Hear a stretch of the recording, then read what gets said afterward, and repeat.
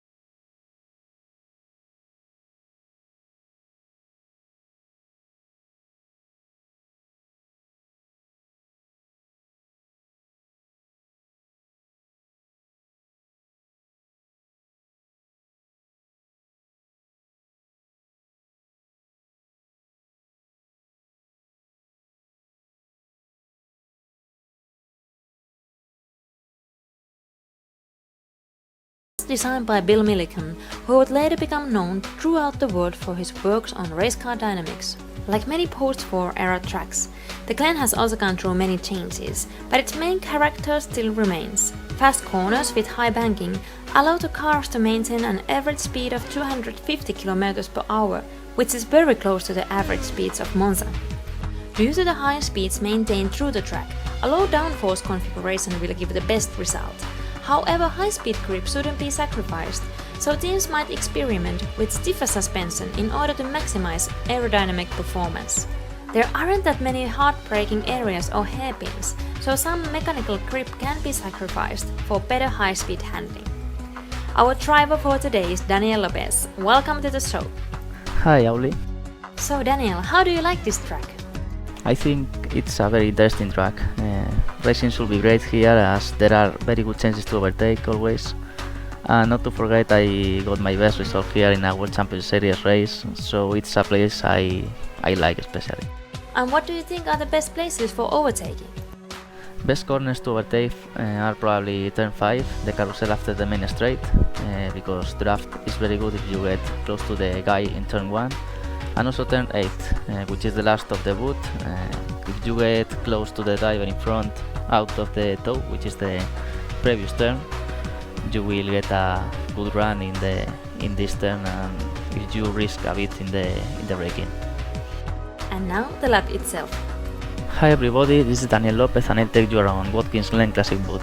First turn is a very fast right-hander in which line you should include the runoff area, because it will give you a very good advantage leading to the back straight. Take care always there of not losing control when going over the curve.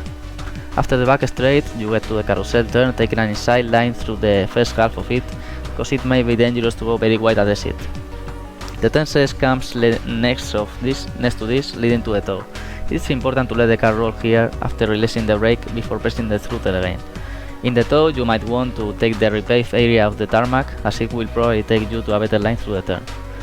After that, you get to the boot straight, and at the end of it, a slow right turn leading to the exit of the boot. It's important there to nail the braking point to not go wide.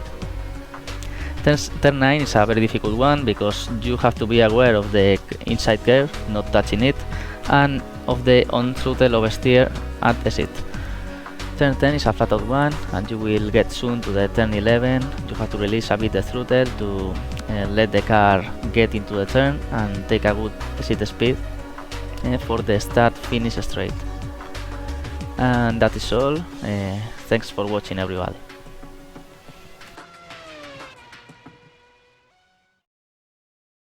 And we are back. Thanks for those for Fujira Racing. Marty Patella, who's actually on cameras this week. Thank you very much, Marty, for those. Just waiting for the session to come up now, and also a co-commentator for myself. Not sure if we've got a little advert that we can flick on just while the session's booted up, Marty.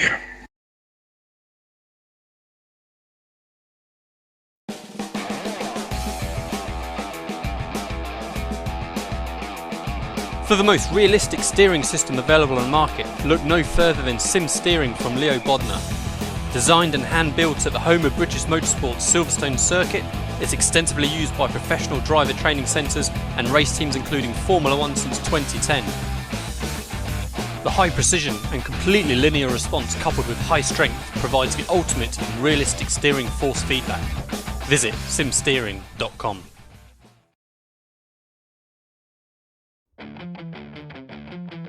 Take your hobby to the next level with a quality racing rig that works great with a PS3, Xbox 360, and a PC.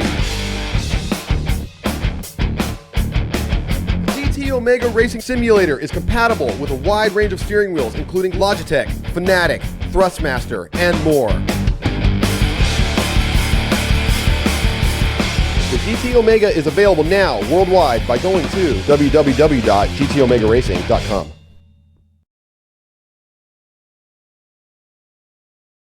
And we are back. The session is now up. Looks like a co-commentator has just joined. So Andrew Woodhouse, let's just grab him. Good afternoon, Woody. Are we all set, ready to go?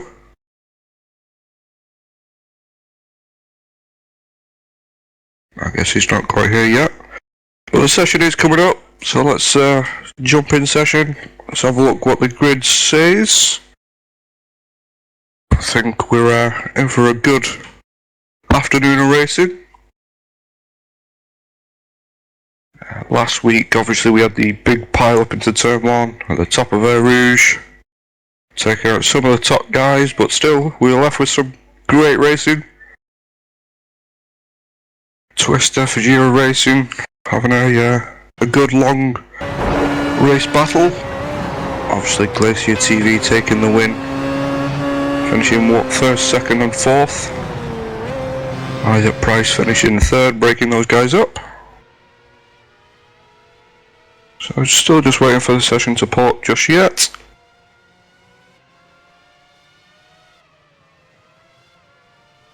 Seems our cameraman's loaded into the wrong session.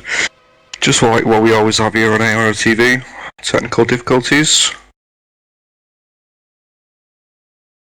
Start There's always one. And here we go, Andrew Woodhouse. Afternoon, gents. Afternoon, thank you very much for jumping in such short notice. Alright, so it's good. So it's good to be here for the Pro Series. We're getting the right session. Yeah, so it seems like you've had the same problem as Marty there. No, I had microphone issues. Basically, it fell off and I had to tape it back on. So here we are.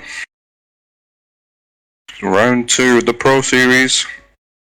Don't forget, top 25 get their DWC license at the end of this. It's 10 weeks counting. Only one drop week. So the likes of Alex Simpson. Iwasaki as well, who missed out last week due to contact damage or those pesky disqualifications, which we believe have been sorted for this week. And they now have to make every race count. That's the thing though, Dean, isn't it? It's this kind of series where if you get a bad round, even in the very first round, it can be very difficult to catch up. Indeed it can.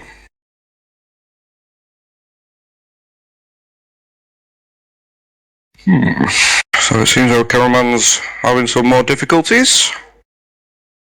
We may have to switch account. But yeah, like you said, Woody, it is pretty much every race has to count. And for those guys... Oh, so I've got an accident already. And for those guys who've actually already booked off 1 week, knowing full well that they couldn't make it, it gives them even more pressure to finish week in, week out. Yeah, that's it. The drop round doesn't apply there in that situation. And obviously, the last week was... some guys got off to a flying start, didn't they? Like the likes of Paul Ilbrink in the top 5, and he's someone who last year did the very same thing, just a consistent performance all the way through, and managed to get a good championship result. So, he'll be looking to repeat that again today. But it's such a strong field this season, isn't it, Dean? I mean, compared to even what it was last year. Yeah, it definitely is, and it just shows you how much it means to these guys to finish week in, week out. So yeah, that's it. Well, let's talk about the track for a little bit as well. Watkins is really good track, excellent racing is usually provided on a regular basis. Fast, it's flowing. That middle sector is pretty tricky as well. It's some off-camber corners. What do you think the key thing? I mean, you've driven here quite a lot. What's the key to a good lap around this track? Well, it's a little bit difficult actually with the Pro Series weather. You're actually getting a bit of headwind here and there and a bit of tailwind, so the guys are just gridding up. I still think Marty's still having some problems getting into the stream, into the session. So I don't know if you want to take us through the grid really quickly, Woody? I'm not in either. Okay, I guess I'll do that one. Just loading in, mate. On pole we have Yusa Yukola, sorry. Second we have Alex Simpson. Third, Yuhu Abe. Fourth is Isaac Price. Fifth, Paulo Moya. Sixth, Riku. Seventh, Jon Jens. Eighth, Tom Nelson. And we are green.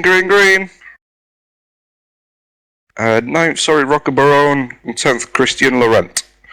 So we are going live. Looks like we've got a decent first turn 1. First few have made it through okay. Looks like Isaac Price might have some damage actually. Just sitting on board with him. Coming straight into some pressure from Jon Jens. Jon Jens thinks better of it. There's early doors just yet. It seems like we might have had a bit of an incident. I don't know if you can check back at that, Woody, or if you want to catch up with the leaders and I'll have a look back. Right. I'm not quite there yet. No, nothing like pressure, is there? Sorry about this. Yep. But it looks like we've definitely got a bit of a gap from the leading pack.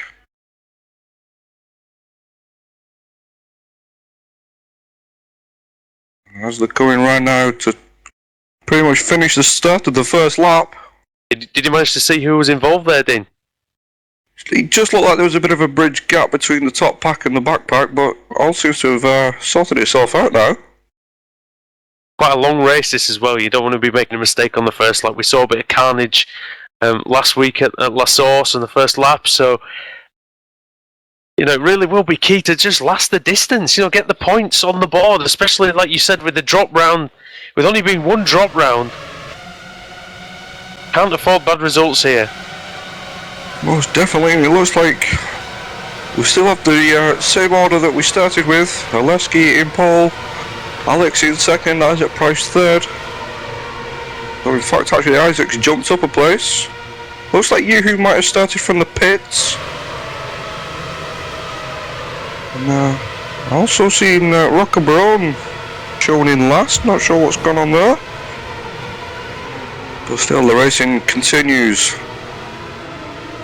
We've got Tommy Nielsen putting a lot of pressure on Riku.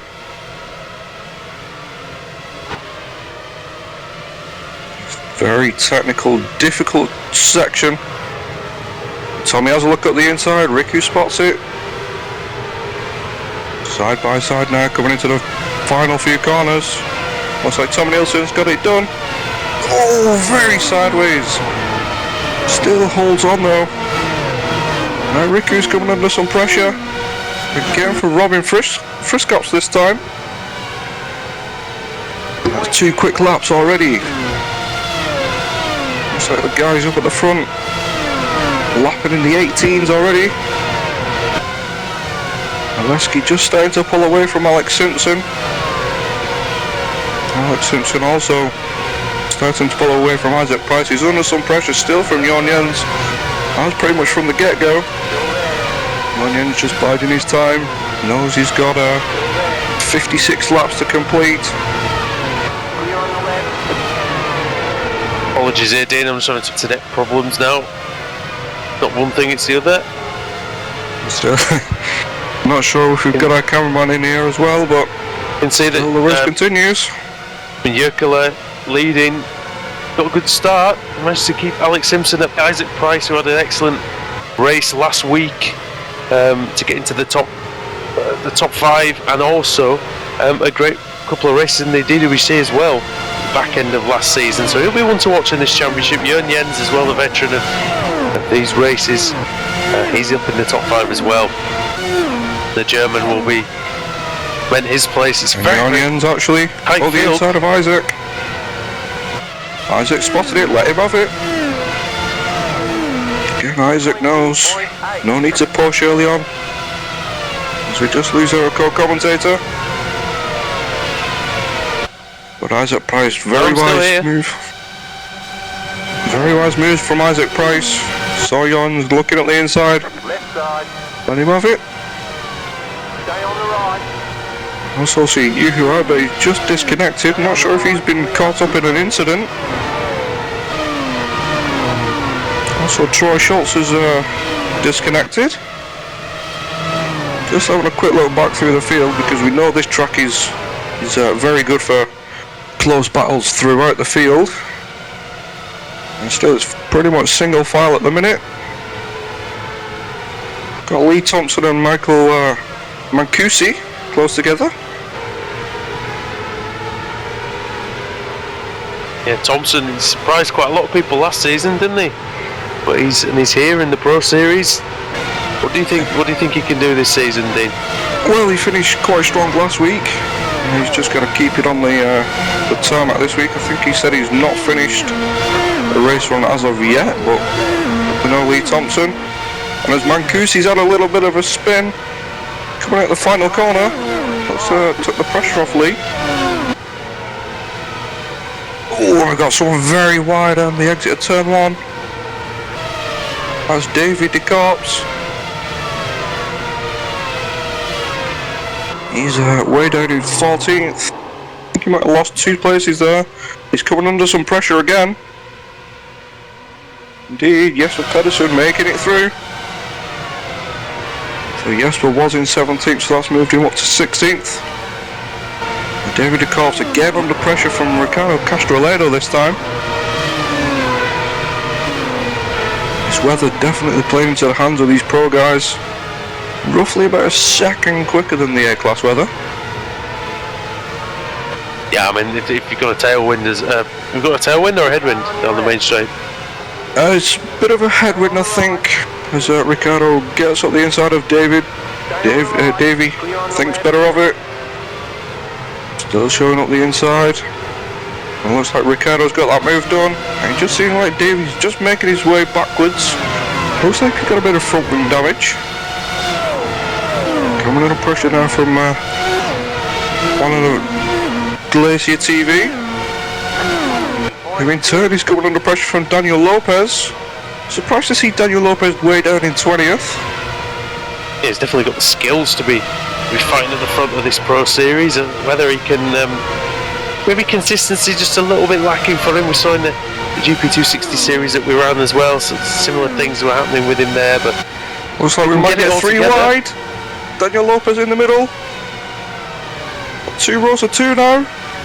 Daniel Lopez jumps 2 places. Still under pressure, around the outside now. This is some great racing. Daniel Lopez showing what he can do. Puts the power down and says, no, I'm having this position. And he's jumped up 2 places there. Whereas poor Davies just heading backwards. Yeah, good stuff there from Lopez. You had the feeling that he needed to make that move. And now Eunice Nicarainen. Almost getting that move done. Just run a little bit too wide. It's Eunice driving for Team Radicals now. Definitely a lot of teams are dealing with quite a few cars in this series as well, which might come into play as we get into the later stages, definitely. Well, I think earlier on in the season you're just going to have people... Oh, we've got contact. That's Eunice and Jan Zlowski. Jan Zlowski, I'll get that right in the end. Yeah, early on in the season I think you're just going to be racing for yourself.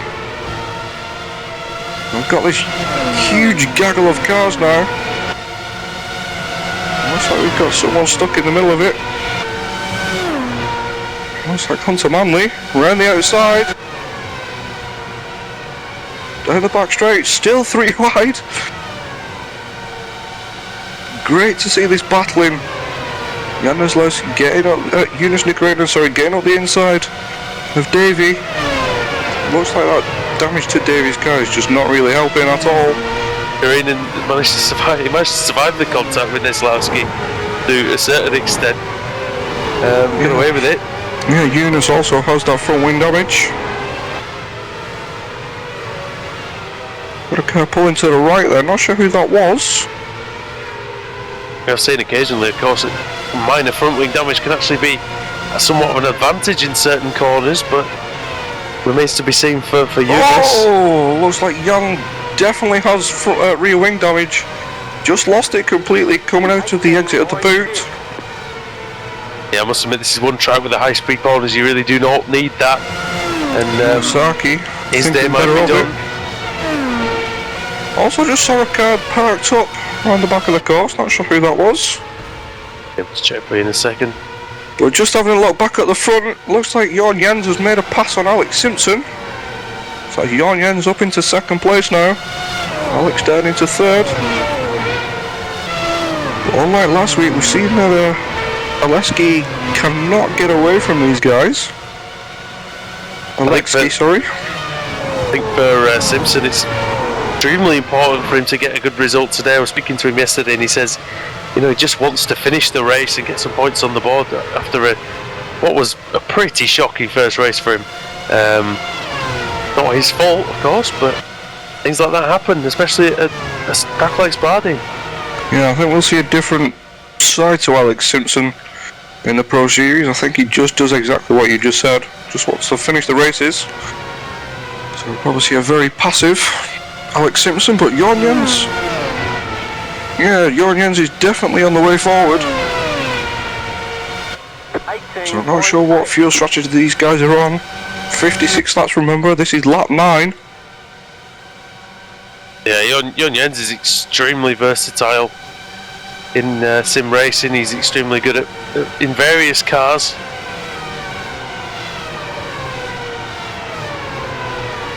And he's now catching Jukala. He's 6 Definitely the tenths closest behind he's him. been. Yeah, looks a bit closer now.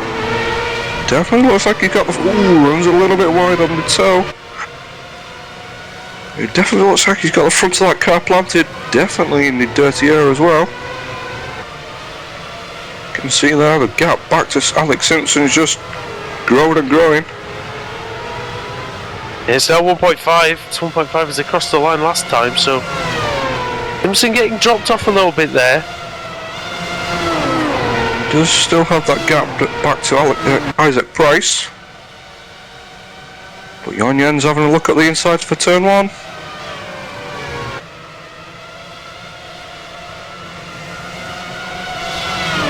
He looks like he's defending for all his might. Maybe not quite used to this pressure. Gave plenty of it last week at Spa. But Jorn Jens dives out of the slipstream. On the inside. You have to be very careful. Too wide for the carousel. Jens has got it done. That's our new leader, Jorn Jens. And let's see what he can do from here on out. You're on the left. He's shown he's definitely got the pace. But now he's got the clean air in front of him, but he's also giving that dirty air to Oleski. But still, already it looks like he's just already starting to bridge a gap. He's doing very well so far as Jorn Jens. Let's see how his fuel continues to burn. Might be seeing a shorter first stint to a longer second stint. Jorn Jens comes round for lap 10 as your leader. It looks like he's dropped Alexi, sorry. I will get this right. One race. But he's definitely left him there. He's already out of the toe. And Alex Simpson still biding his time. Paulo Moya and Ricky Alatala coming down the back straight there, close as well. And then just look at that group of cars just behind. It's Paul Ilbrink who's leading that. We're going 3 wide into the carousel. Paul Ilbrink on the inside, in the orange Steel Series Radicals racing car. And he's side by side with the other of the Alexi. And it looks like Alexki's got it done. God, there's passing here, there and everywhere. And again, just behind, that's Rasmus Tali, who we saw at the incident last week with Daniel Lopez. He's coming under some pressure from one of the INEX drivers. So Robin Friskops, who in turn is also under some pressure from Christian Laurent.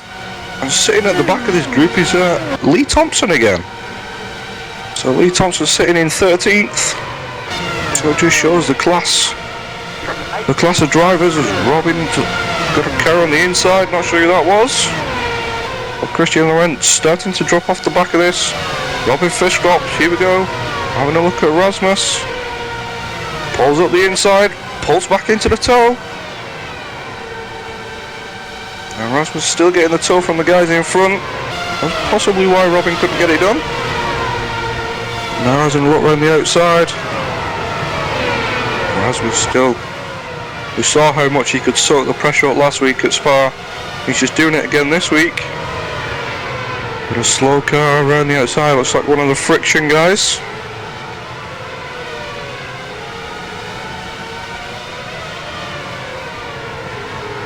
So I'll just take a breath now. No real place to pass Slow car ahead. in this section, unless you see a mistake just ahead of you. It can be very easily done at that section. It's very slippery up at the top. But here we go again. Robin looks like he's dropped off the back of Rasmus. And Rasmus looks like he's now making his way towards Paul Hilbrink.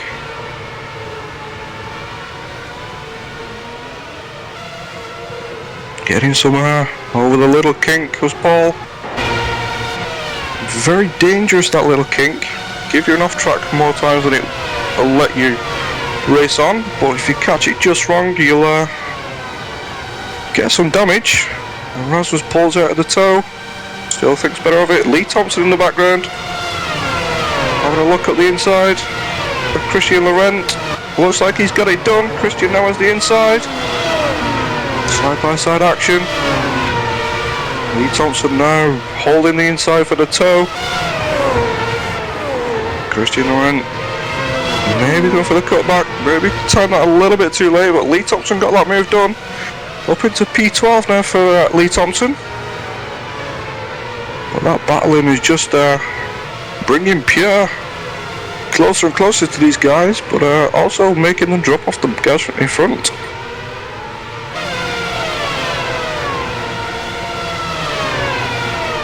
Also, seems like we've got Ricardo Castroledo in the pits. I'm not sure if that's for damage or an early pit stop.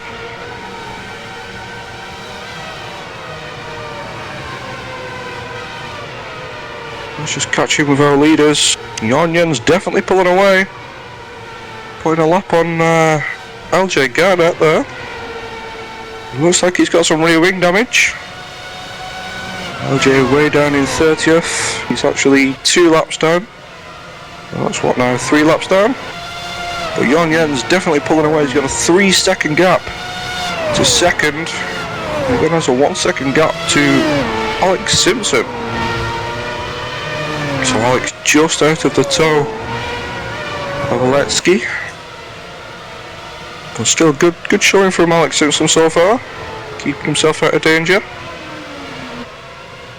Yep, important after last week especially. Dane, I've just had some problems, mate, trying to get everything working, so I'm going to try and watch the stream instead and do it that way. It would be very difficult. That's around about 5 to 10 seconds behind, so... But yeah, definitely. So it does seem we've got our cameraman in the race. At least we're getting you some pictures. It seems our leaders are just starting to spread out a little bit. David DeCorps thinks better of his race. Unless he's had another little incident, he's disconnected. Paul Hilbrink still trying to chase down Aletsky, the other Glacier TV driver. And still Rasmus and Robin battling hard at it. And it's still in the background. Lee Thompson starting to put a little bit of a gap now on Christian Laurent, the GT Ross driver. Liking their new skin for this upcoming season. It's very nice. Lurking in the background of that one as well is Pierre, one of our AI UK drivers. Hey, Pierre Abitsu, doing a good showing today. Was in the DWC last season, didn't have the best of times. Yeah, spent most of his time playing tennis. I'm sure he'll thank me for that one later. But just behind that, you've got a bit of a big gap down to Daniel Lopez, but that's a good thing for Daniel. Just means he can lap his own race. Start to bridge that gap. The slipstream is of huge value on this track though, isn't it? Especially with the headwinds that we're getting today. That's probably the reason why a lot of the passing's been taking place. And you can see that Thompson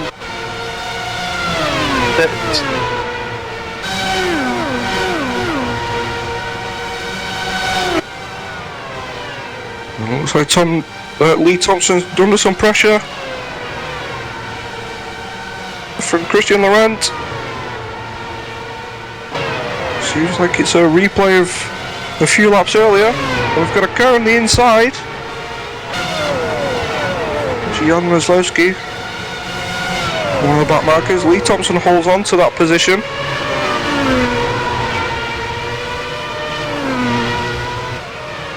Also hearing Tommy Nielsen very close to Isaac Price. And indeed they are going around to finish the lap 16, start of 17. So Alex will be seeing this in his mirrors and thinking, thank God they're battling. Just gives me a bit of a breather. Gives him the chance also to start pulling away. And also Isaac Price has started to pull away from Tommy Nielsen. Down the back straight we go. Still your race leader is Jon Jens. Aleski Jusa Yakola in second, Alex Simpson third. The battle you see now is for P4, which is Isaac Price and Tommy Nielsen. And a little bit further down the road is Paulo Moya. And again in turn seems to be having a little bit of pressure from Riku still. But this looks like it's the closest battle of the two. Isaac doing everything he can, soaking that pressure. Good to see the confidence following through from Spur from Isaac.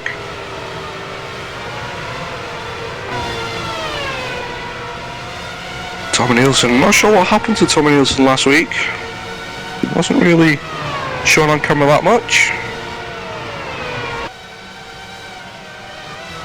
But Isaac doing everything he can. 17.3 last lap round for Isaac. And a 17.2 from Tommy. Tommy taking a shallower line through turn 1. It can sometimes help you, that line. You know that hopping the curb and hopping the curb back again seems to be the quicker of the two. And Tommy opting to stay out of the toe down the back straight. It seemed to help him though, he's got closer and closer. Maybe just showing himself in Isaac's mirrors. I'm pretty sure Isaac is fully well aware that Tommy's in his mirrors. 17. Riku and Paulo Moya still battling hard at it as well. Not quite as close as the guys up in front.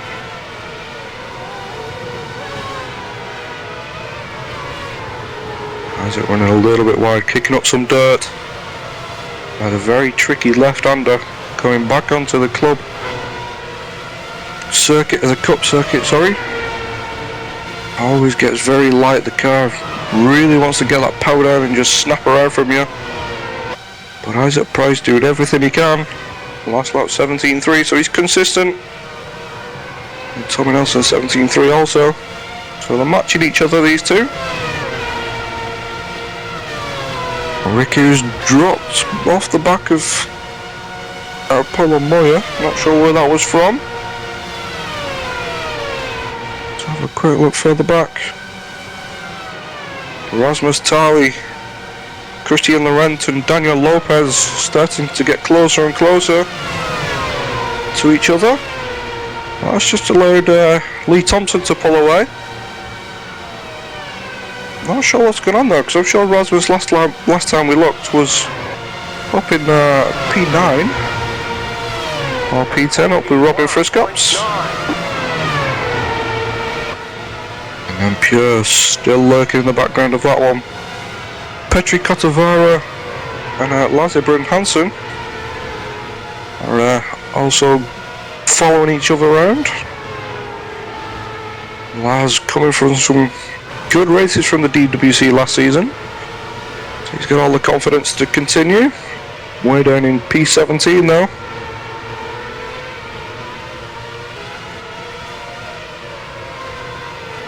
And it just seems we seem to have no other real battles going on.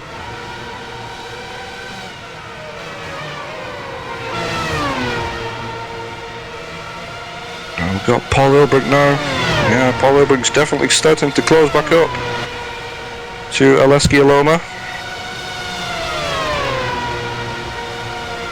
Aleski 1:17.6 last lap round compared to Paul's 1:17.4. Paul in the toe. Knows he's not going to get it done through the carousel. He's set himself up for the entrance to the boot. Looks like Aloma got a good run out of the carousel. I've seen different lines in the actual toe of the boot there. People tend to take it wide and give yourself a tighter later apex. But Paul opting for a tight apex at the start and going for the wider run.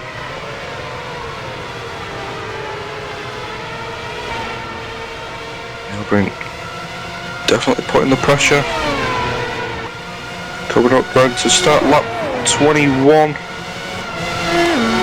Out of 56.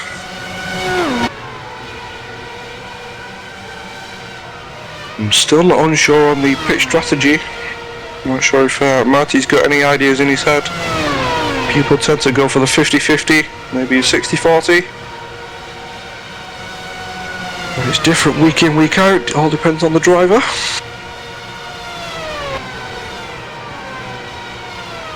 And Christian Laurent under a lot of pressure from Daniel Lopez.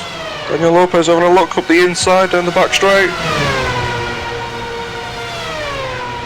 Laurent still has that toe ahead of him, so hold on for that position for now.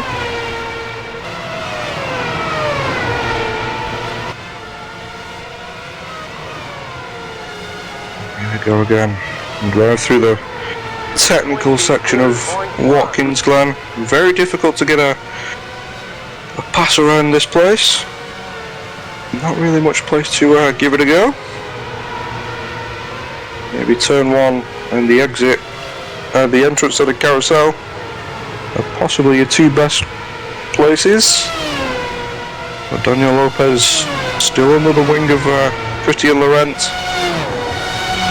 Use this final drive out of the final corner to be in any kind of good stead. Looks like they both got a pretty decent drive off the final corner. Lopez doing everything he can, sticking under that wing, following his every move. Here we go again, down the back straight. Lopez still tucked under, now dives out. But Laurent still getting that toe from Rasmus Tali up ahead, but Daniel Lopez on the inside. Laurent gives him plenty of room, likewise from Lopez. Lopez around the outside now, again still giving him the room. That's great racing from these two. It looks like Daniel Lopez has got the move done. Now he's just got to hold on to that as Lopez. 24.1. Pierre Abitsu still lurking in the background. Not quite on the pace of these guys in front, but he's still lapping in the 18s at the minute. As the guys just ahead, 17.8 from both Lorenzo and Lopez. And Lopez, we know he's just he's kind of a driver who has blinkers on. Once he's past somebody, he's fixed on the next guy in front. So that's Rasmus Tali. And we know what happened between these two at Spa last week. It looks like Daniel Lopez ran a little bit wide there on the exit of turn one. Paul Elbrink is still stuck under the wing of Aleksey Aloma. Aloma must be thinking, what on earth have I done? But I'm so glad that he's behind me, not in front of me. That's for P8 and P9. Paul Almoya and Isaac Price seem to have dropped off a little bit. And Tommy Nelson does have that move done on Paul Elbrink, not sure when that happened. There's Tommy Nelson up into P4 now. We've seen Jonas Nukkarainen making a pit stop, lap 22. He gets a new front wing, but he's down in P24. So that might just be going for the fuel and giving up the ghost. But Alex Simpson now is starting to put a bit of pressure on Aleksey Juuso-Jukkola. Also seeing Jesper Pedersen is disconnected. That's a shame for Jesper. We know the kind of pace Jesper can bring to the table. We're now 30 minutes into this race. Still Jon Jens leads the way. Got a 10-second gap now back to Oleski and Alex. And Alex now starting to put the pressure on Oleski. Aletsky? I swear I would get that right one day. But still a good showing from Glacier. Maybe not the domination like we saw last week, but Jon Jens has definitely brought something to the table and he's shown it. He's putting a mark on this race, saying, right guys, I'm here, come and get me. But again, that could all be rewritten depending on his fuel. Seeing the front guys, Jon Jens has actually just broken into the 15s with 15.9 compared to these two behind, just 16.7 and a 16.7 also. So he's pretty much 4.4. pulling a second a lap, Jon Jens, from these two. And then Tommy Nelson lurking in the background. He's also in the 16.8s. So he's not too far of a distance to strike at these two in front, depending again on the fuel burn. And Isaac Price driving a very good race, is Isaac. Not putting himself in any danger. He knows when a move's done on him. He gives it up nicely. Riku Alatawa in P6. The second of the Aletsky, and Glacier TV in P7. Still under some pressure from Paul Ilbrink, who's in P8. And now coming round to start lap 26. And it's some way back to Lee Thompson. Rasmus Telly and Daniel Lopez starting to pull Lee in a little bit. Daniel also starting to pull the gap on Rasmus. Rasmus sitting P10. Daniel P. Also, just hearing Daniel Lopez is actually the second quickest on the track at the minute. So it shows what kind of pace he's on. 16.6 last lap round. Compared to Rasmus 17.0. But Daniel definitely on the move. Christian Laurent, who's had a good battle with Lee Thompson and also the guys in front. Daniel Lopez we saw, 17.5s, he's at P12. Pure sitting nicely and comfortably in P13. Last lap was a 17.0, so he's definitely catching up on Christian. And as we just saw, peering over the crest, Petri Cottovaro was still with Lassiter and Hansen, and it looks like Pure's had a bit of a moment. So now we've got a three-way battle going on for P13. Looks like Pure's safe, no damage. But obviously Petri and Lassie would have seen that and thinking, I could now have a P13 here, this could be nice. Pure doing everything he can to keep them behind from recovering from that little incident. Petri Cottovaro soaking up the pressure also from Lassie. That's again pretty much from the get-go. Pure will have to be on his guard. He's now got a toe on him. That toe really helps you. And there you go, Petri already up the inside around the carousel. Pure looks like he saw that a little bit late, but he's definitely still got the run. Petri carrying so much speed around the outside. Gets it done nicely. That's Petri up into P13. Now the teammates of Pierre and Laz. In fact, looks like Laz has got past Pierre. It just looks like Pierre maybe let him through. Maybe Pierre is carrying a little bit of damage. Still that still allows Laz to put the pressure on Petri. Come around lap 28 now. Would be kind of expecting a few drivers maybe to come in around about this time. Still, we don't have anybody. Just hearing the leader of the race has pitted, indeed he has. That's brought him out P8, just in front of Lee Thompson. And it looks like Daniel Lopez having a look at the inside of Rasmus Tally. Rasmus carrying that extra speed around the outside of the carousel. Holds on going into the boot. Daniel showing Rasmus that he is there in his mirrors. Saw some great battling from these two last week. It's a shame that it ended the way it did. Pretty sure this will be played on both of their minds at the moment. But at least they know how much they can race each other. But Rasmus and Daniel starting to reel Lee Thompson in. Rasmus 16.6 last that round compared to Lee's 17.1. Daniel Lopez also 16.6. Daniel just dropped a bit of time there, 17.2. Same for Rasmus. And Lee also with no pressure, 17.3. So it looks like Lee's struggling a little bit. Onyen's just going through.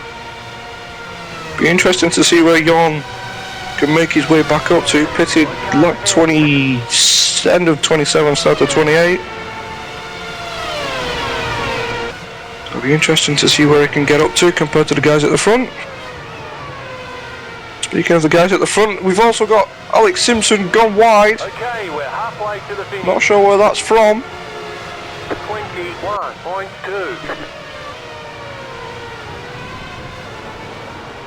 He wasn't putting any pressure for the lead.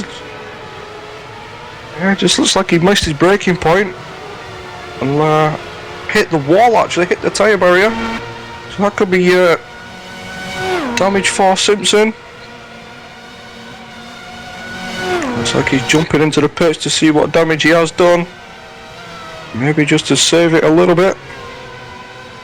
He's coming into his pit box roundabout now. You can see a little bit of front wing damage, so we'll get a new front wing at least.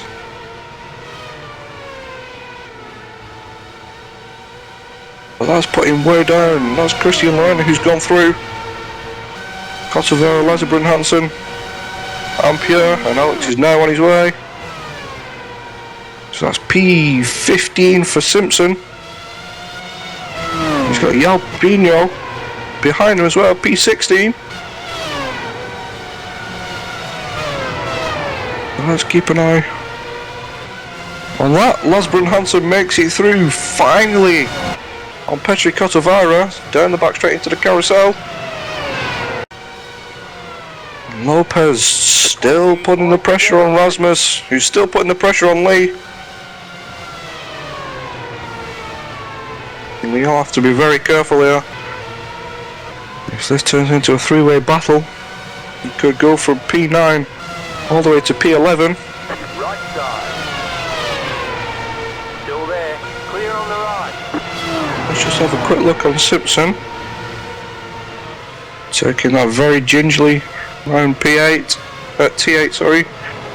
But he's starting to go under the pressure from Jalpino.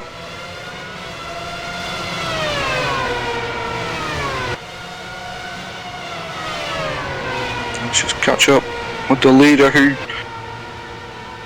as long as he doesn't make any mistakes, it looks like he could be on for his second win. Lap 31 for Yukola. Still not pitted, remember. Tommy Nielsen sitting in second.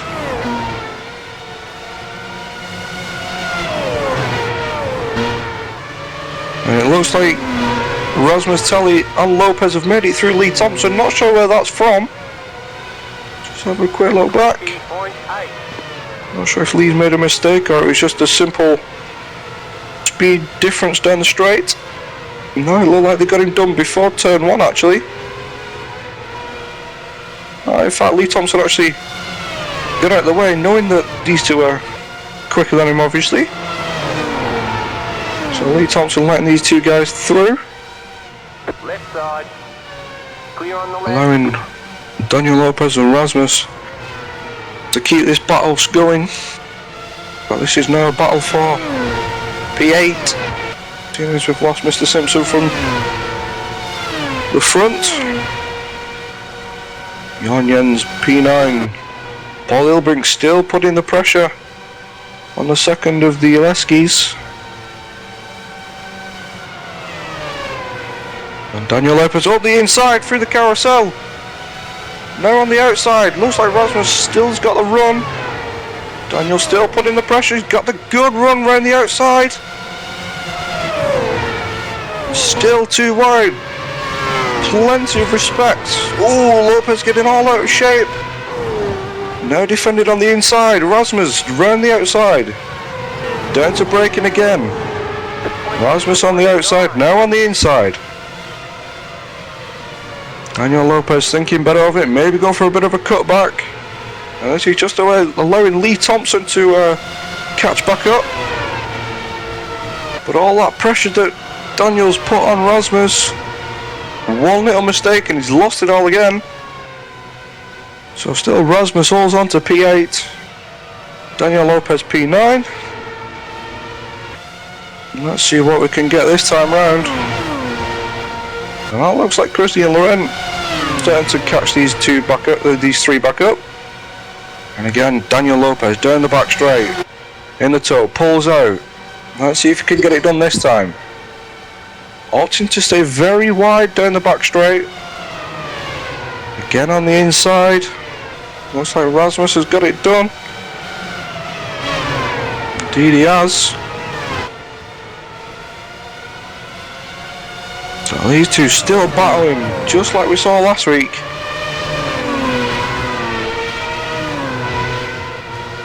Still going very deep into this race, lap 33, and they're still battling. Seems like none of them want to give up the pit stop. Because they know pretty much as soon as they pit in, we're at a disadvantage. But driving at this pace, surely right on the edge, one of you is going to have to brake sooner rather than later. 6.2. But still, lap 34, Daniel Lopez 16.7. Rasmus is again, down we go, down towards the back straight. Daniel Lopez still close. Got our back marker just ahead, that looks like Castrolado. Indeed it is, and Daniel Lopez again, opting to stay very close to the inside. Looks like he's got that drive. Too wide still. Well, Rasmus just gets that run round the outside. Oh, Daniel cuts back to the inside, loses the rear a little bit. Looks like Rasmus is safe for now. It is Castrolado who very kindly gets out of the way of these guys. And Christian Laurent is definitely starting to catch back up to this group. Lee Thompson can now see him in his mirrors, getting bigger and bigger. It looks like the pressure from Lopez has got to actually to Lopez. Little mistake starting to creep in. See Lee Thompson diving into the pits and also Tommy Nielsen jumping into the pits, so that's Tommy Nielsen from P2. 5.3. Daniel Lopez cutting the grass. Be careful not to get a slowdown from that.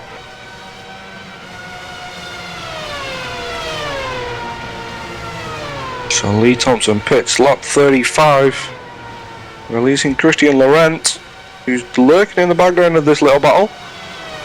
Looks like Tommy Nielsen's just come out of the pits, who's coming onto the back straight as these were finishing. Let's just have a quick further look further back up. Paul Ilbrink seems to have got the move. Oh no, he doesn't actually, still stuck behind Aleski Aloma.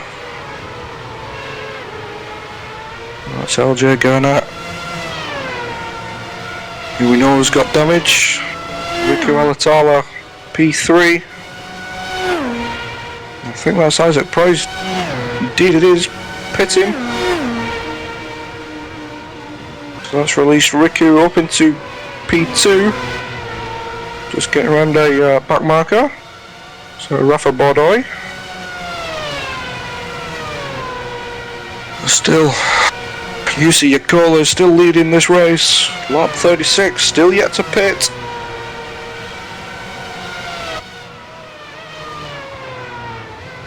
Finally starting to bridge into the 15s. Last two laps, 15.8 both times round.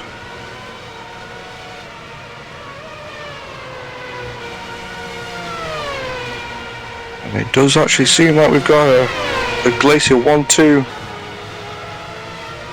and 3 at the minute.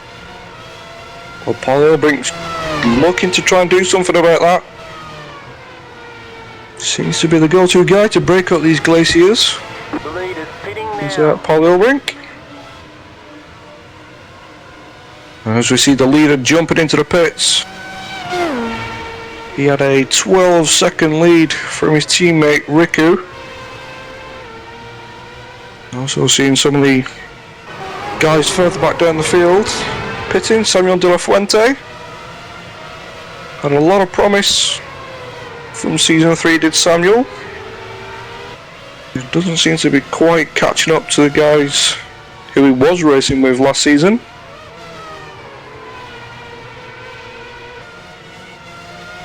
Also seeing that Pierre's pitted. He's coming out just behind his teammate Lasbjørn Hansen. Lee Thompson also P17. So we're going into the thick of the action of the pit stops. And that looks like Paul Elbrink on his way out. He's got Ricardo Castrolero coming round. One of the back markers. Ricardo looks like he's got some damage on that car. And, from staring from Paul last week, doesn't seem to have been able to replicate it. But seeing a battle further back down, that's Alex Simpson and Christian Tanahato for Friction. Good to see those guys making it onto the grid. And thank you again for Charles for jumping in doing the cameras last week. But Simpson coming under some pressure from Tanahato. Not sure the extent of the damage on Simpson's car. I'm sorry, he had front wing damage, but that looks like to have been repaired. So let's just wait for these final few pit stops to occur. There's Aloma now still in the lead, still yet to pit. Just putting a lap on Iwasaki. 20 even. Yonyen's showing for P3. It looks like Rico Alatalo has just pitted.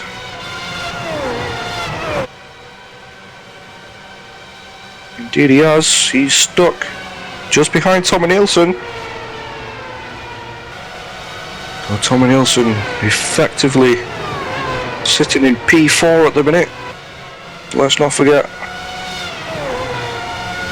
Daniel Lopez is still yet to pit.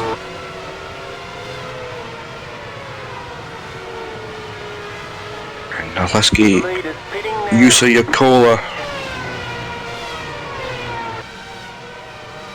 coming round to finish. Aleski Aloma now pits. Also followed by Daniel Lopez and LJ Garnett. So that releases this first of our Aleskis, Yusa Yakola, back into the lead, I think. Oh, no, sorry, Jon Jens. Jon Jens still in the lead of this race, so he's done everything right so far, Jon Jens. Got the move done where he needed to, pulled away when he needed to, pitted maybe earlier than 20 points. thought, but it seems to have worked for him.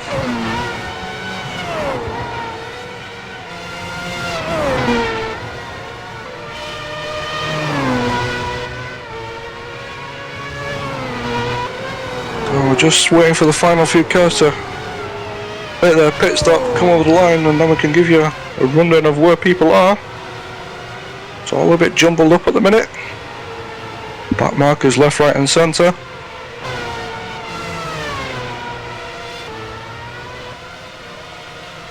So Jon Jens pitted lap 26.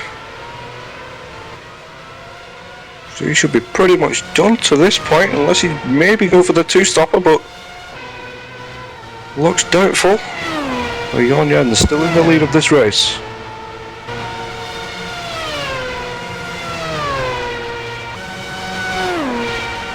Aleksej Juuso-Jokela in P2. He pitted not too long ago. Tommy Nielsen P3, so Tommy's picked up a few places in those pit stops. Riku Alatalo is in P4, Isaac Price P5, so Isaac's pretty much stayed where he was. The second of our Aleskis, Aleksej Aloma P6, you'll be delighted so far with that. Maybe you might want to be a little bit higher up.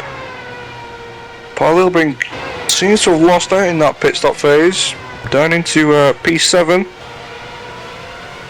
He's not behind the person who he was battling with. Alex Simpson P8, so he's not too far off.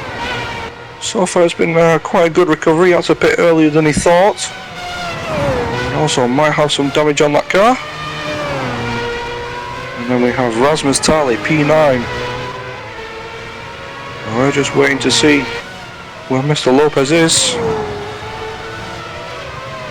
Yeah, P13 for Mr. Lopez, so he's definitely seems to have lost out quite a bit. So where we're Rasmus Tali P9. Christian Laurent P10. Christian Laurent has pitted it also. Petri Kotavara P11. He looks like he's going to move. Still done on Lee Thompson, who's sitting nicely in P12. Daniel Lopez, who we just heard from, P13. Lasse Brun Hansen coming over P14. Fury's teammate in P15. Fabio Di Camo, who seems to have a bit of a quiet race compared to last week, he's coming over P16. Samuel De La Fuente, after all the pit stops, is P17. The leader's pitting now. Christian Tanahato, P18. I think we've got the leader pitting again. In fact, we do. So Jon Jens comes in for his second pit stop. And here comes Tommy Nielsen. And Aleksej Juuso-Jokela has already made it through.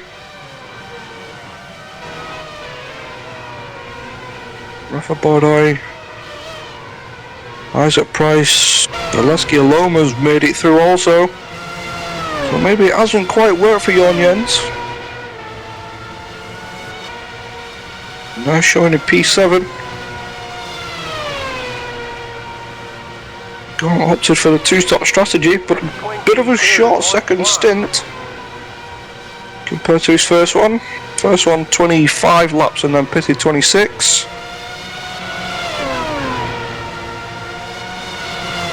Maybe he could have gone to the end on that. Just hearing Lee Thompson and Daniel Lopez are coming into a little battle. Indeed they are. Stay on the right. Kotavara makes it round Castrolado. Lee Thompson around the outside, leads Daniel Lopez up the inside. Too wide around the carousel. Looks like Daniel's already got it done. Indeed he has. That's Daniel Lopez on the move again. That's one extra place for Daniel Lopez. Seems to enjoy coming back through the field, does Daniel. Maybe gets caught out with the starts. Makes his way back up through the field. We've seen him do that before in the A-Class series. As Castrolado gets out of the way very nicely again. So the guys coming through. That's Lasse Brun Hansen and Pierre just behind. So Daniel Lopez now setting his sights on Petri Kotavara. He's got some way to go and not much time to do it. What, 43 of 56? And he's got around about a 3-second gap to bridge. So Petri, I'm pretty sure, will be keeping his eyes in his mirrors, making sure he's not getting bigger and bigger. Things seem to have died off now.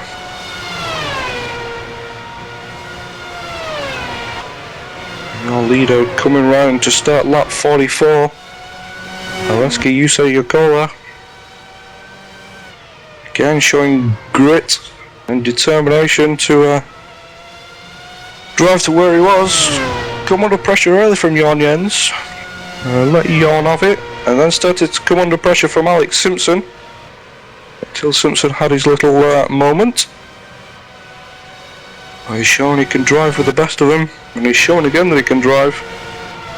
So far looks like he's going to be taking 2 from 2. You've got a slow car on the right. Tommy Nielsen sitting nicely in second. Nice group of cars just behind though. That's Riku in P3.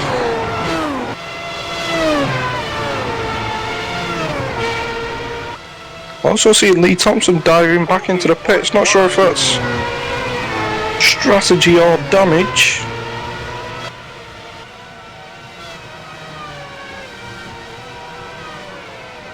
Yeah, just as he was driving past, looked like he had front wing damage.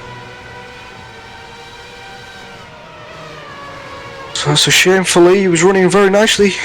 P12, P13. That's definitely a shame for him. He's now going to be a lap down. Pulling out where he can.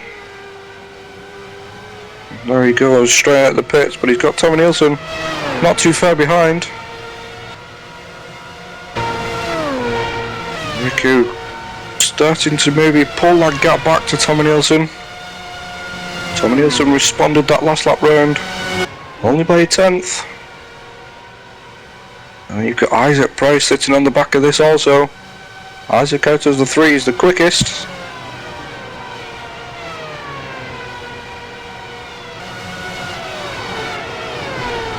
Still Alex Simpson showing P8. Nothing really much happening on the track at the minute. Everybody's just watching these 3. In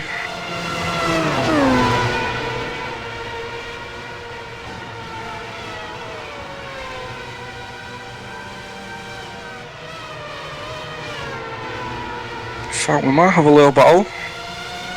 Iwasaki, P19, putting pressure on Tego for P18. In fact, here we go. Iwasaki down the back straight, pulls out the stream, as we've seen so many times today. Opting for a little bit of extra side draft. Looks like he's got it done before even going into the carousel. Indeed he has. Iwasaki showing what he did plenty of times in the A-Class series.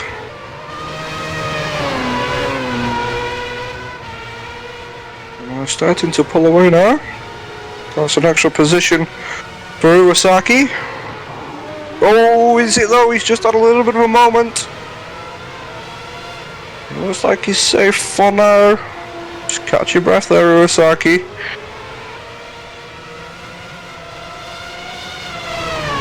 He's definitely now coming back under some pressure after building a little bit of a gap. Oh, car's looking very squirrely. Down into P1, T1, sorry. Looks like he's got it safe. Now comes the real test, down the back straight. Looks like he's got a big enough gap to not have too much pressure. Coming into the hour mark. Lap 46.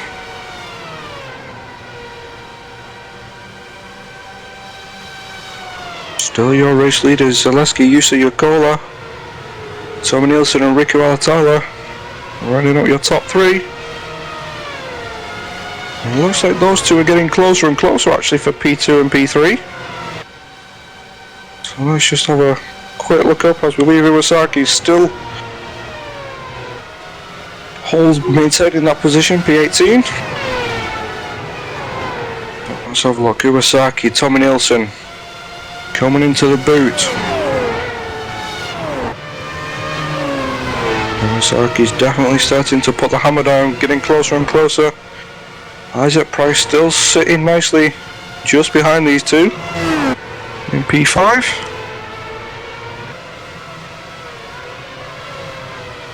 The second of our Zaleski Aloma. Sorry, Zaleski Aloma's P5, Isaac Price P4. Tommy Nielsen getting a good run off that final corner. That pressure that he was getting from Alatalo has died off for now.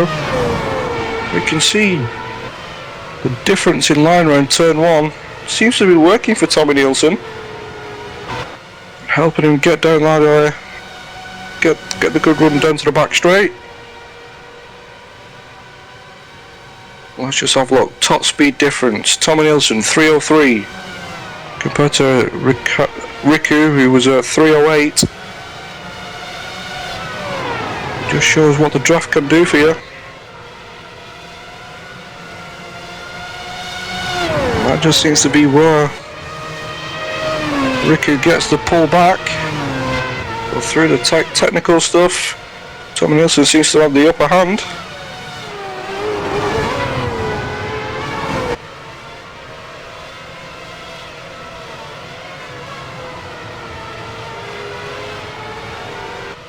Paul Lillebrink still sitting P7, still just behind Jon Jens.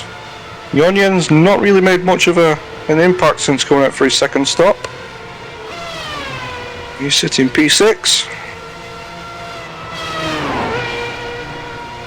Well, this definitely looks like it's going to be our closest battle. Oh! As Riku gets very sideways on that curb. Just thrown him off there.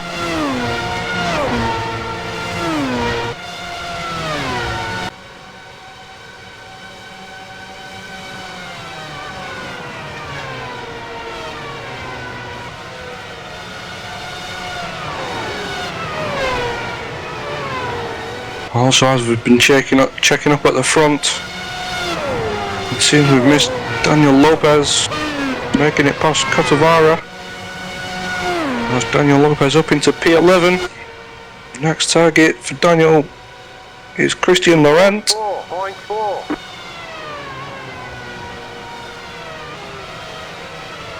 So lap 49 for these guys. Down in P10.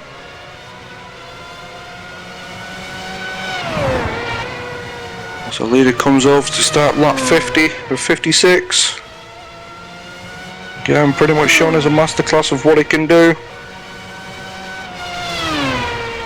And surely on his way towards the Pro DWC black stripe at the end of this.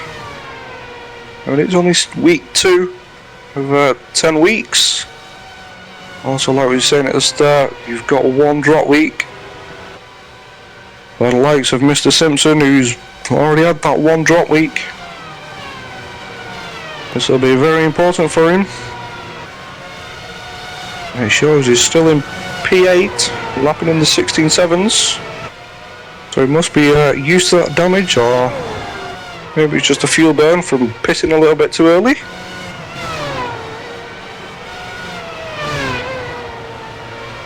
But Tommy Nielsen looking very nice so far in P2. Our pressure seems to have died off since Riku had that little moment in turn 1. You know, Riku can definitely get back on the horse and start putting that pressure back on. Isaac Price getting closer and closer to Riku actually. Compare that time, 16.6 for Isaac and a 16.7 for Riku. So 1/10, but Zaleski Aloma a 16.4, so he's definitely on the way forward. Trying to put the pressure on these two.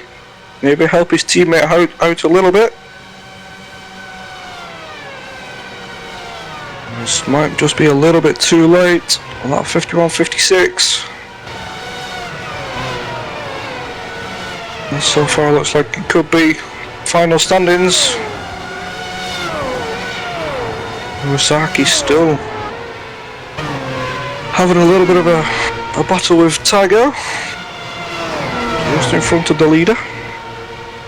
Christian Tanahato may be having a little bit of a go at Samuel De La Fuente. As for P16 and P17, Tanahato's looking very strong actually out to turn 1. Down the back straight we go.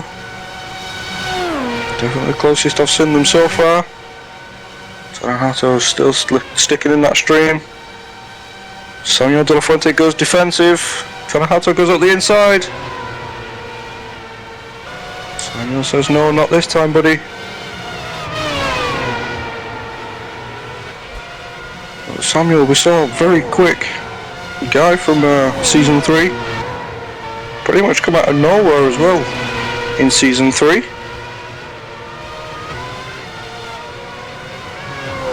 Tanahato's definitely shown he's got some good pace. Maybe Season 3 these guys had a few cars between them. But he's just showing what a black stripe can do, give you a bit of extra confidence. Tanahato showing very nicely actually for friction racing. Samuel De La Fuente in the GT Ross car. And just ahead of those guys you've got Fabio Di Camo, the Brazilian. Showed us some good pace from last week. Maybe dropped off a little bit this week. But again, Tanahato will have another go at Samuel De La Fuente. Looks like he's pulling out a little bit earlier. Samuel gives him the space. It's interesting that we're seeing that the guy going for the move is sticking to the inside of the track. Seems to be a bit of a ridge in the middle of the track that's giving a bit of a slowdown pretty much. And Tanahato's still hounding the back of Samuel. Samuel still holds on. So let's have a look. Just seeing Laurent has been passed by Daniel Lopez. Not sure if that was pressure from Lopez and a little bit of a mistake or just hearing just let him past. So Laurent also just thinking about his points. Need to finish. Don't want to race you.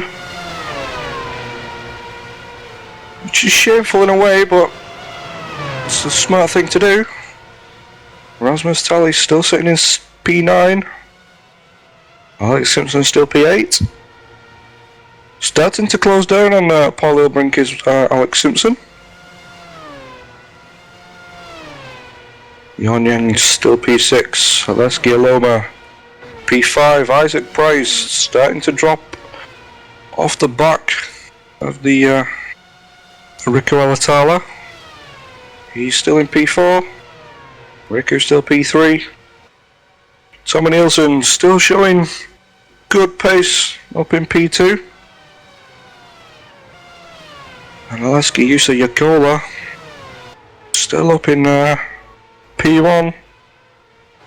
Starting to take his foot off it. In fact, since getting into the 15s, he's just the hold station in the 16s. So he's just showing his control in this race now.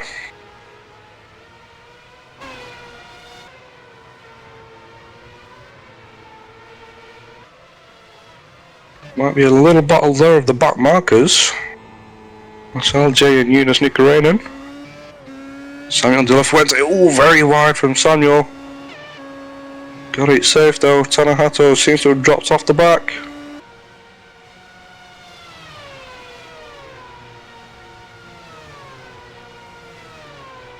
Daniel Lopez still holding station also.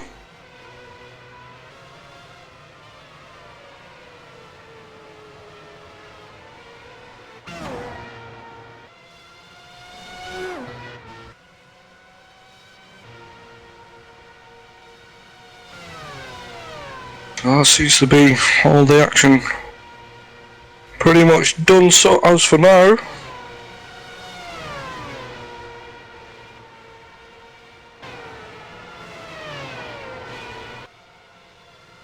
In fact, Isaac Price and Aleksej Aloma,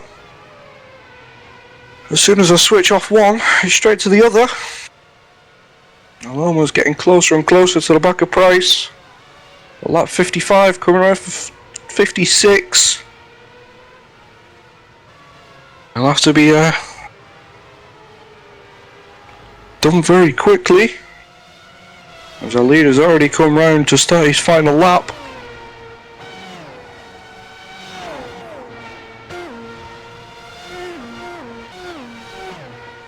Tommy Nielsen coming over also to start his final lap, closely followed by Alatalo, Isaac Price and Aleksej Aloma. Seems to be pretty even between these set of cars, both Twister and Glacier. So sure, just saw Tommy Nielsen go from one side of the track to the other. It looks like Isaac Price might have just been able to hold on. I have to be careful through this infield section. But so far so good. Likewise for Tommy Nielsen just ahead.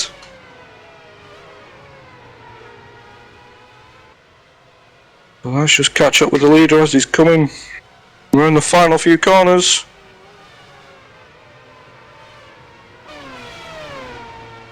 There might be a battle there actually to follow after this. Marty, that's Christian Tanahato and Iwasaki. But there you go, there's your leader weaving over the line. Aleksej Yakola takes his second win. Tommy Nielsen comes over for P2. And a very happy Ricky Alatalo in P3, so that's Glacier 1-3. Isaac Price in 4.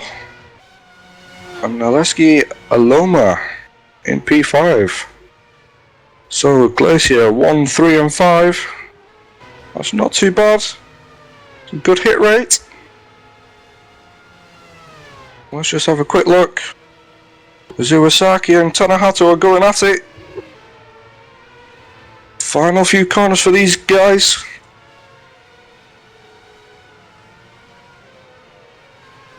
I'll give you a final start. Oh, Iwasaki's sideways. Looks like he's just thrown his chances away. Indeed he has, he's just coasting it round now.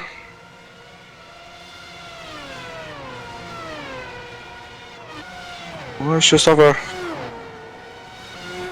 final run through the standings as these guys are coming round. Samuel De La Fuente holds on for P16.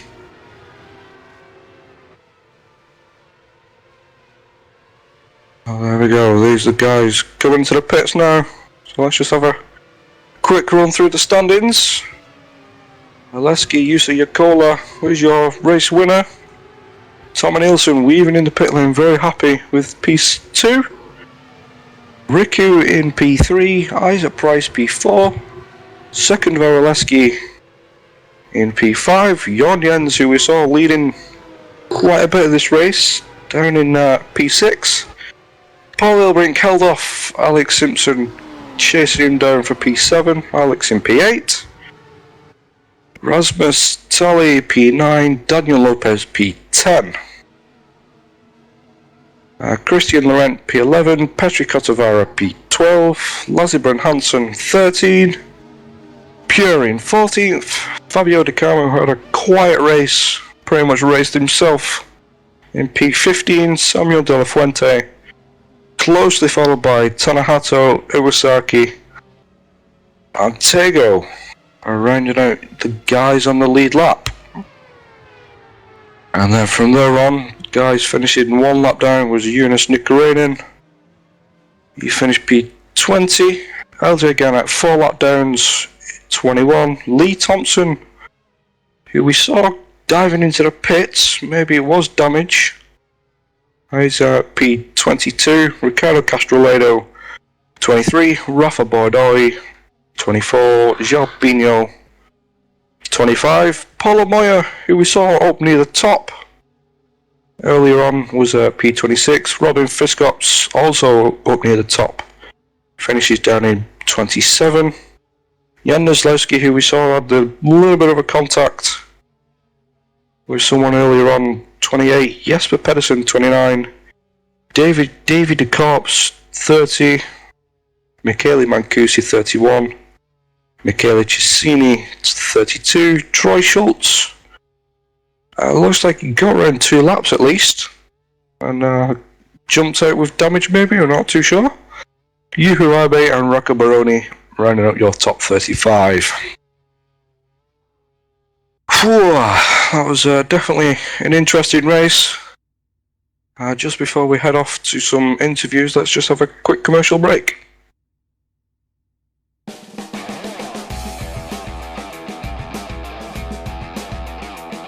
For the most realistic steering system available on the market, look no further than Sim Steering from Leo Bodnar. Designed and hand-built at the home of British Motorsport's Silverstone circuit, it's extensively used by professional driver training centres and race teams including Formula 1 since 2010. The high precision and completely linear response coupled with high strength provides the ultimate in realistic steering force feedback.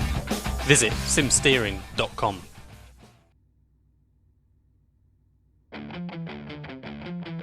Take your hobby to the next level with a quality racing rig that works great with a PS3, Xbox 360, and a PC. The GT Omega Racing Simulator is compatible with a wide range of steering wheels including Logitech, Fanatec, Thrustmaster, and more.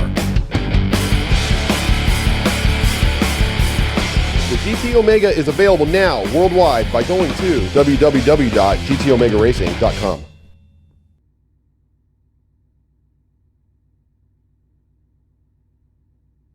And here we are back again.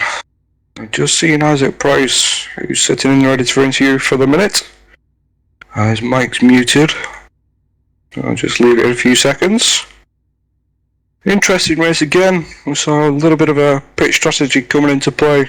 Jon Jens opting for the 2-stop strategy. Obviously didn't work for him. Tom Nielsen getting a good jump out of the pits. But Daniel Lopez also saw him going very deep into this race, getting into a good position, and then, well, it looks like he had a bit of a longer pit stop, maybe a slowdown in the pits for speeding. But I'm sure he might come up and give us his words. So let's just see if we can grab Isaac. His mic's still muted. Let's see if we can grab him. Isaac, are we there? Yep. Thank you for joining us again, Isaac. Great race again from yourself. Yeah, I mean, my pace wasn't as good as it was in practice, but I was kind of just knowing that I couldn't afford to have a crash, so I was sort of in conservative mode the whole race. Yeah, you started P4, was it? And then you found yourself in P6 at the start? I got up to third at the start. I had a netcode crash with Juho, and it sent him into the wall, and I carried on without any issue. But we didn't really make contact, apparently, so I got a 4X, but that was all I saw of it. And I was third after that. Did we have the... I forgot what it's called now. The penalty box? The 16 incident limit, sorry? Oh yeah, the 17 incident limit was still on for some reason. After we were told that it would be switched off, so... Yeah, but I guess at this track it's not as big a deal as it was at Spa, but still. It's a bit frustrating and off-putting in the first laps when you see that it's supposed to be off and you see that it's on. It kind of throws you off a little bit at first. So take us through your qualifying and what your mind was going through at the start of the race. Well, for qualifying, I was aiming for a 0.6, and on my first lap, I did a 0.7 with 3 laps fuel. So I thought that's good. I should be looking really good now, but I just didn't quite put it all together in the rest of my 2 laps. So it worked out just about okay, but it was really close from like second down. So I could have been a lot worse off from not quite putting that lap together. And my start was good as well. I've usually struggled with my starts, but I got it right that time. And once I settled down, I was okay, but I could tell Jorn was on a different strategy, so I let him go. And then, and then Tommy sort of caught me up, and I thought he was lighter than he was actually, but I wasn't quite settled down properly, so I let him go as well, because I wasn't really. It's so easy just to go side by side with someone through a corner and then netcode destroy your car. So I was just managing that. The only thing I kind of messed up a little bit on was that I didn't stay close enough behind Tommy to one, pass him in the pits, and two, stay ahead of Riku in the pits as well. So that didn't quite work out, but I'm happy with fourth in the end. Yeah, definitely, especially coming from P3 last week. Also, again, splitting up the Glacier TV. Yeah, well, Tommy's ahead of me this time. He's from Twister, but yeah.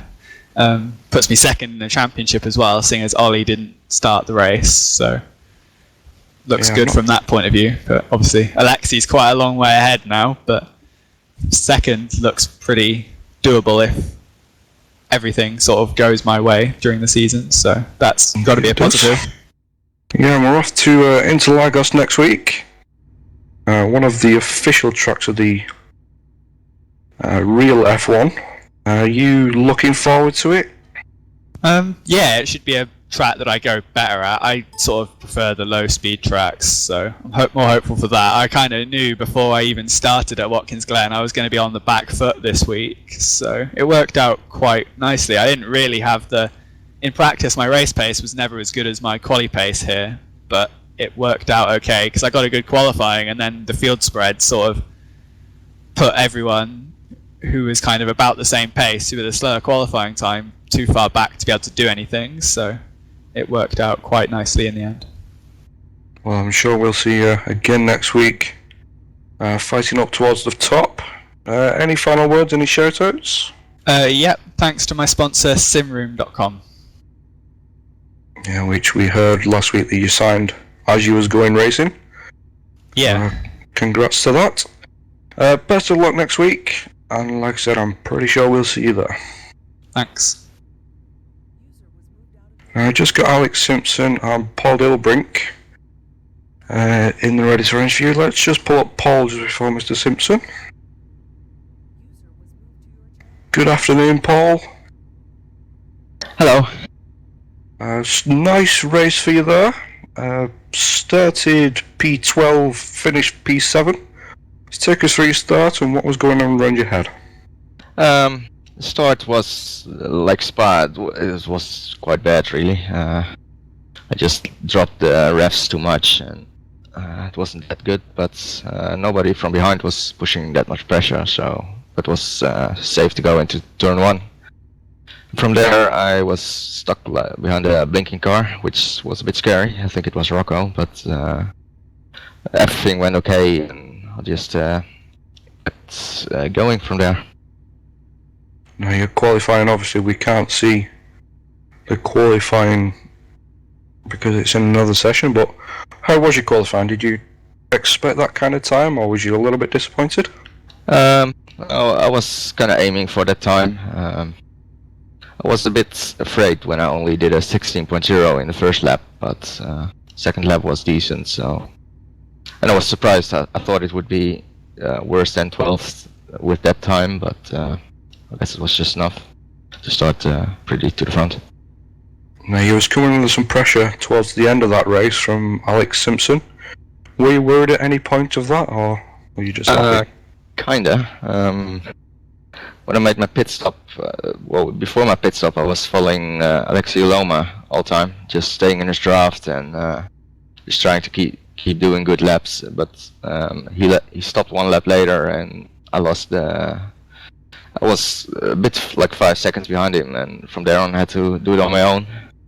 And yeah, I was just not very consistent, and the gap was big enough, but I kept doing some bad laps every now and then, and that got a bit close in the end, but yeah, it was enough, so that's good. Now we're off to Interlagos next week. Are you looking forward to that track, or is it one that you don't particularly like? It's not one of my favorites, but should be some nice racing there. So with 2 good results already, I'm looking forward to try to do a good result there as well. And any final words, any shout-outs to sponsors? Yeah, I want to thank Team Radicals and our sponsor SteelSeries, and also my teammates Jonas and Andrew, who unfortunately didn't got in this race again, but I'm sure he will do the best next race. And thanks all for the rest of the team members for helping working on the setup. Well, thank you very much, Paul. Best of luck next week, and I'm sure we'll see you there. Yeah, thanks. So let's just bring up Mr. Simpson. Let's see how his race got on. Good afternoon, Mr. Simpson. Good afternoon, Dean. Started P2. Was you a little bit shocked of being on P2? No, I was quietly confident, I have to say. I mean, I was 4/10 off of my PB with my quali time, so I felt like I had a good chance of a front row this week. I made a few mistakes and I was happy to still see it up there, so yeah, I'm pretty happy. Now, obviously, sitting on P2, what was going through your mind looking down into turn 1? Well, main thing obviously after last week was just give everybody plenty of room and not get caught up in any netcode contacts, so got a reasonably good start, sort of moved the car into the middle and just defended where I was, hoping to get maybe a bit of a run down the straight, just to defend more than anything, which we did. So from there it was just a case of just try and settle into a bit of a rhythm. You come under some pressure early on from Jon Jens. Did you realise he was on the 2-stopper? Well, I didn't know he was on a 2-stop. I've probably figured he was on like a 50-50 strategy, something like that. I mean, we'd tested something like that and we knew roughly what the pace was, so he was close to that, so we thought that's probably what he was doing. So once he actually got alongside, I thought, well, I'm not going to fight it because I should be able to leapfrog him during the pit stop. So once he got his nose up the inside going into the carousel, I just let him have that. But obviously the main battle was with Alexei. I think he was running heavier on me, so I needed to try and make a move, and that's when I had a bit of a brain failure, missed a downshift, and did everything I could to keep that car out of the wall completely. Yeah, I was just going to comment saying you seem to be catching him up more and more each lap, and then as we flick back to you, he was in the wall. Yeah, I mean, I don't know what lap he pitted in, but I think probably I was about 3 laps lighter, maybe 2. I was saving absolute bucket loads of fuel behind as well, so I might have even been able to make it 1 extra lap, maybe even 2 with the amount of fuel saving that was going on. I really should have just settled for second place in that first stint and not worried about it. The race was going good, and the race driver got the better of me, and I really wanted to put the pressure on him, but he's relentless. He doesn't make mistakes or anything, and I was trying everything I could just to get my nose alongside. And once you had that little incident, what was your plan for coming back out? Yeah, well, I didn't honestly know what damage I had. I mean, it was quite light contact. I only got like an off track, so I just sort of skimmed the wall. I thought, well, I'll pit regardless, just in case I had any front wing damage. I didn't know. It was 4 laps early. I just thought, well, don't fight the guys that are on light fuel now, because that will just hold me up. So I was just letting them go. I mean, I lost a little bit of time around them, and just really wanted to bring it home from there and see where we came. I was quite surprised when everybody pitted to come out in 8th place, because obviously the pit stop was quite long with the new nose cone and stuff. So yeah, I'm pretty happy with 8th place, and to know that I stuck it in the wall in the middle of that race. So yeah, something to work on for future races. You know, it's a marathon season, it's not a sprint, and sometimes, you know, just it's sensible to settle for a good second place. Yeah, we're at Interlagos next week. You looking forward to that? Yeah, Interlagos, good track. A couple of little issues there that I've had in past, so hopefully we can iron those out with the setup this week. The new build seems to be suiting me quite well, so those little few things might be gone with a bit of luck. Yeah, let's see how we go. I mean, I've not notoriously been super quick there, so top 10 again will do me just fine. And any final words, any shout-outs? Well, just to you guys for jumping in and doing the stream, Marty for volunteering to do the camera work this week. Thanks for you guys doing that. To the team, all my teammates and sponsors as well, GT Omega, Leo Bodnar, Precision Sim Engineering, Sim Garage, AC Sim Equipment, there's a few more. But yeah, thanks to those guys.